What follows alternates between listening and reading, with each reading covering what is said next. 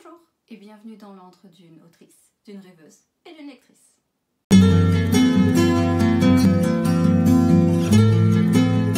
Je vous souhaite la bienvenue pour ce premier vlog de printemps. Qui dit premier vlog implique qu'il y ait une continuation de vlog pour ce printemps, ce que je ne peux malheureusement pas garantir. Tout dépendra des thèmes que j'aurai à aborder dans mes vidéos.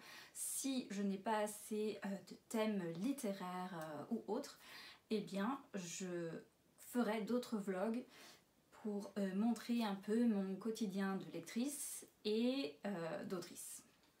Je vous invite donc à me suivre pour ce long week-end de Pâques pendant lequel je vais lire, évidemment, quoi d'autre, écrire et faire quelques arts plastiques, sans oublier faire un gâteau et faire mon propre pain.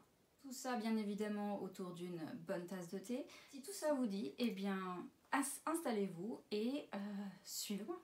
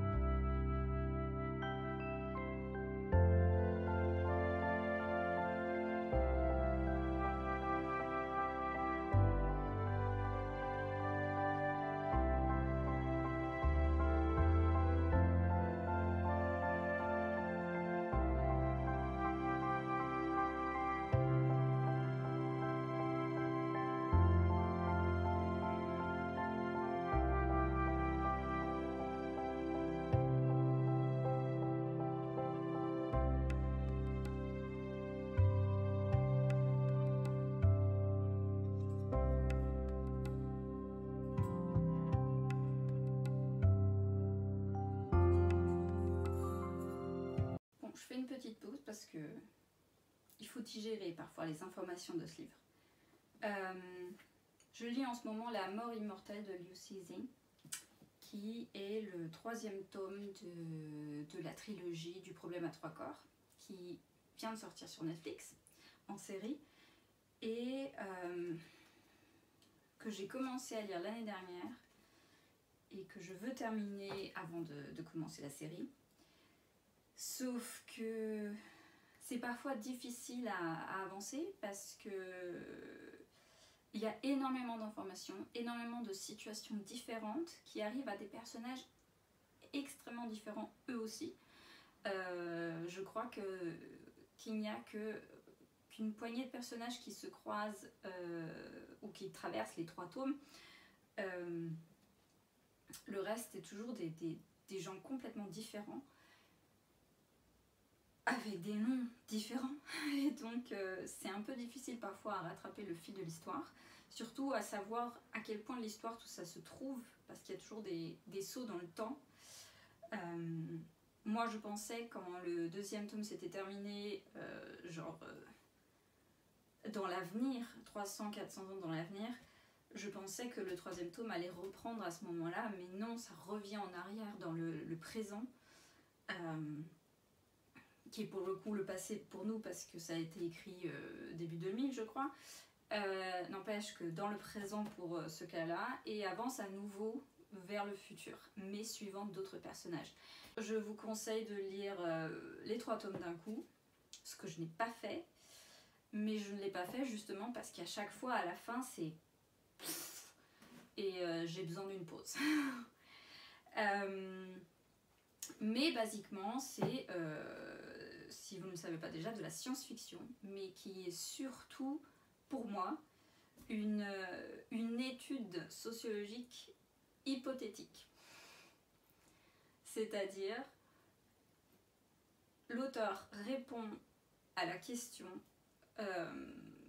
ou essaye de répondre à la question selon un contexte particulier. Le contexte est, dans 400 ans, nous allons être envahis par une espèce alien. Que se passe-t-il avec l'humanité une fois que cette information arrive?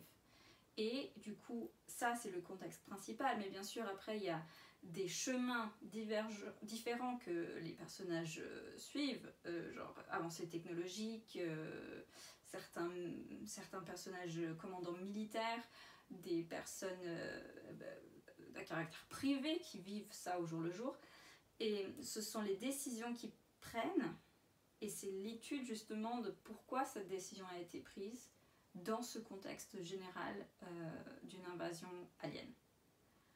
Et c'est extrêmement intéressant, mais il y a quand même pour moi un défaut de digestion d'informations. Il y en a trop d'un coup, je trouve, et de manière pas forcément claire. Donc c'est le reproche que je ferai à l'auteur de ce point de vue-là.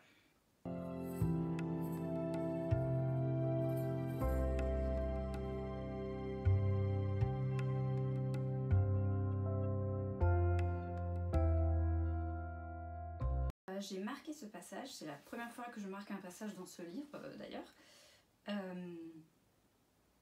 qui est super intéressant par sa réflexion, et j'ai envie de revenir dessus un jour, ou peut-être pour un livre, ou quelque chose comme ça. Je trouve très intéressant comme idée derrière tout ça, et je vous le lis le moment.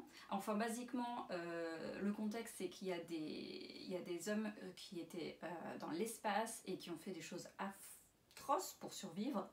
Et le commandant de cette troupe d'hommes et de femmes explique, enfin, dans sa dernière déclaration devant le juge, que je n'ai pas grand-chose à ajouter si ce n'est un avertissement.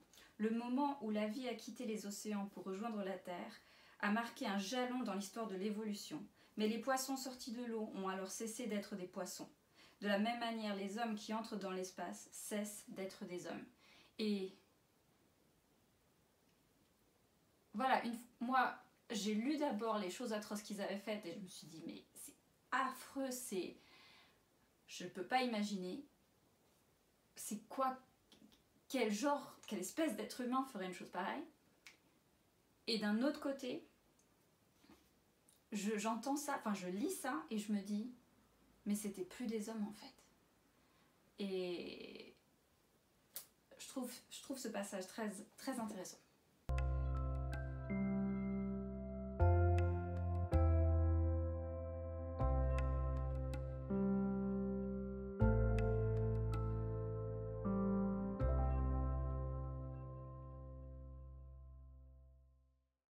Alors, passons au projet d'art plastique.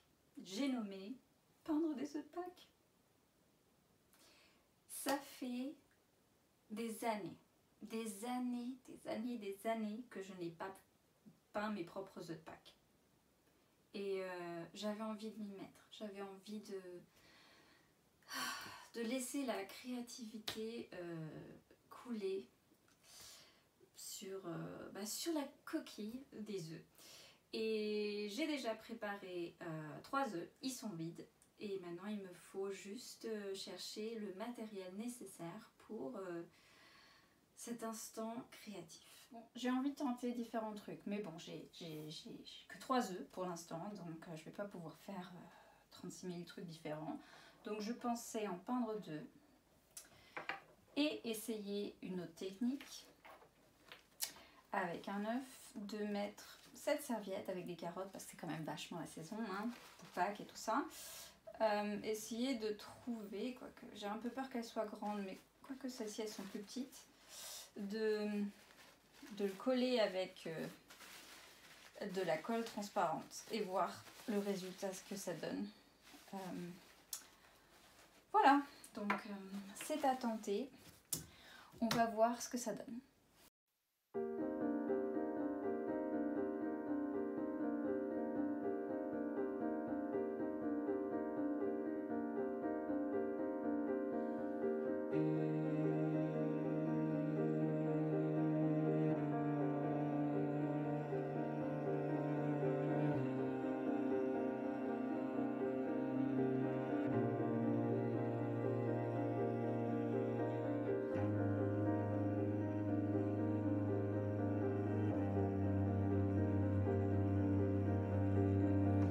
En attendant que ça sèche pour pouvoir faire les jolis petits motifs par-dessus, je vous emmène avec moi faire du pain.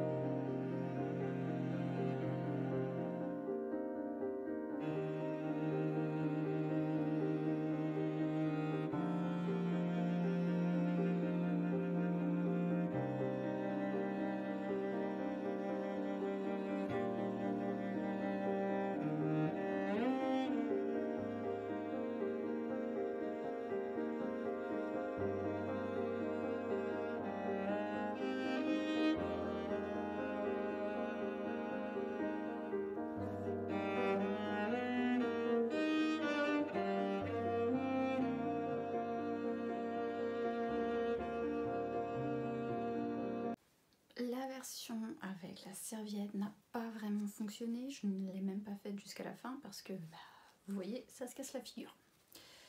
Donc, soit il y a une autre technique, soit c'est moi qui suis vraiment pas douée.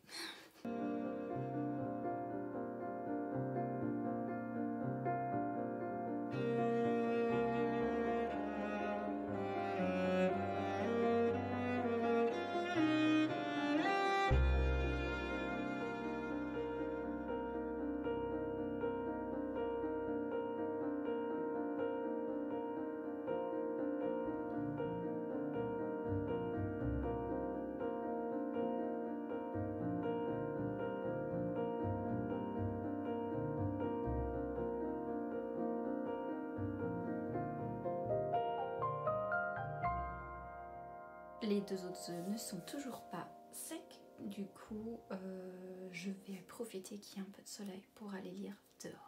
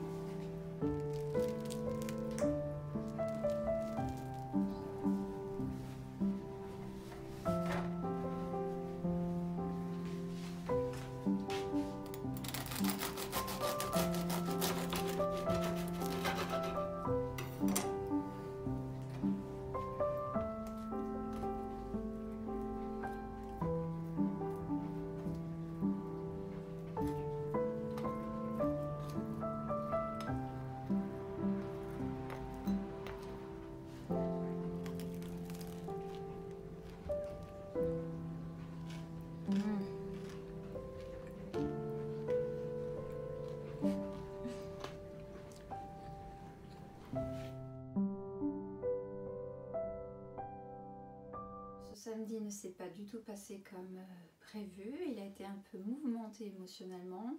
Je ne vais pas m'attarder là-dessus, mais j'avais quand même envie de me poser un peu et de vous parler un peu d'un thème qui est important pour moi, et c'est l'écriture.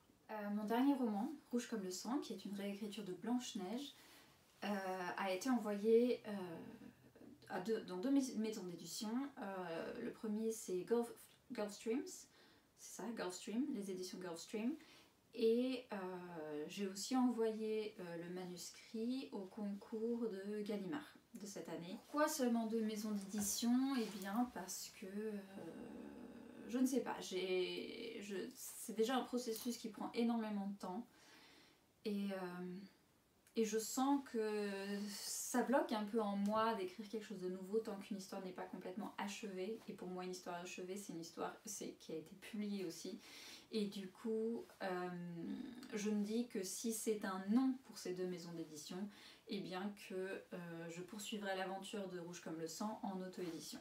En attendant d'avoir la réponse, j'avais bien un thème, une histoire dans la tête, que ça fait à peu près 4-5 ans que j'ai dans la tête justement, que je voulais écrire. Mais c'est une histoire qui est un peu difficile, qui a beaucoup plus de politique que dans mes autres livres, et je sens que c'est quelque chose, je vais devoir faire plusieurs recherches et vraiment me concentrer sur pas la véracité parce que c'est quand même de la fantaisie, mais le rendre le plus réaliste et plausible possible pour que l'histoire ait vraiment l'impact que je souhaite qu'elle ait. Mais plusieurs choses arrivent dans ma vie en ce moment qui font que je n'arrive pas à écrire un traître mot de cette histoire, un traître mot, et que ça me frustre un peu. Heureusement, une petite lueur est apparue et j'espère qu'elle va me sortir de ce trou noir de la page blanche. Alors ce sont les éditions Le Chat Noir avec parrainée par Guy Mostérier, créatrice du Pumpkin Autumn Challenge, qui ont fait un appel à texte dont les thèmes sont automne, cosy et imaginaire. Une nouvelle. Et j'avais une idée qui me trottait dans la tête depuis un moment, mais je sentais que c'était pas suffisamment de matériel pour tout un roman. Et quand cet appel à texte est sorti, je me suis dit c'est le moment, c'est ça que je dois écrire. Et j'espère que ça va me sortir de ces méandres difficiles dans lesquels je suis et dans lesquels je n'arrive pas à écrire. Donc j'ai déjà commencé à griffonner quelque chose dans ce joli petit cahier. Voilà, à la main, j'essaye de faire une sorte de brainstorming, plein de scènes qui me viennent à l'esprit, probablement plein de scènes qui ne vont pas du tout apparaître dans leur forme finale, mais pour créer ce monde que je vois dans ma tête, j'ai besoin de visualiser les personnages faisant différentes choses différentes. Enfin, différentes choses différentes, oui, hein. Ce tombeau sera votre tombeau, mais ça fait 2 fois tombeau. Voilà, c'est ça. Qu'ils aient des activités diverses et variées pour comprendre le personnage et sa personnalité et ses envies et tout ça, pour pouvoir créer l'histoire la plus juste possible. Et j'ai assez hâte, tout en ayant un peu peur, mais ça fait partie du processus. Avant de vous quitter pour aujourd'hui, je voulais vous montrer mes œufs de Pâques tout secs et tout beaux. Voilà. J'ai une préférence pour le bleu, le rose est pourtant peut-être un peu plus, je sais pas, un peu plus décoré. Mais j'aime beaucoup la simplicité de bleu. C'est peut-être la tonalité du bleu qui me plaît, je sais pas. Mais dites-moi celui que vous préférez. Et donc demain, c'est dimanche de Pâques, j'ai prévu de faire un gâteau et c'est pendant ce moment magique dans la cuisine que vous allez me retrouver demain.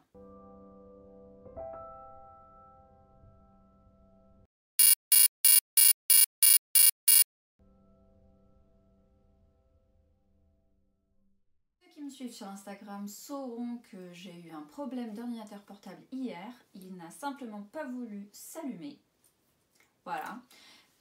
Toute la journée, nous avons essayé de trouver une solution. Donc, il s'avère seulement que c'est l'écran qui ne fonctionne plus. Donc, il faudrait que je me trouve soit un écran externe, soit...